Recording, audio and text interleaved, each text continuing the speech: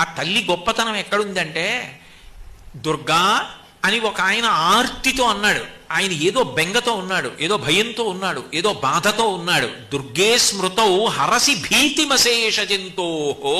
ఎవరో ఒకరికి కాదుట, అశేష ఎన్ని కోటాను కోట్ల మంది అయినా కానివ్వండి, నమ్మి దుర్గా అమ్మా అన్నాడు అనుకోండి, అలా అన్నటువంటి వాళ్ళు ఎన్ని కోటాను కోట్ల మంది అయినా సరే వాళ్ళ యొక్క భీతిని, భయాన్ని ఆమె తీసేస్తుందిట.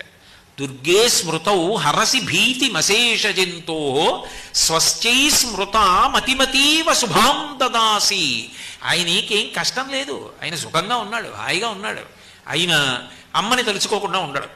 అందుకని ప్రతిరోజు అవకాశం ఉన్నప్పుడల్లా అమ్మా దుర్గా దుర్గా దుర్గా అంటూ ఉంటాడు. అప్పుడు ఏం చేస్తుందంటే మంచి బుద్ధినిస్తుందిట.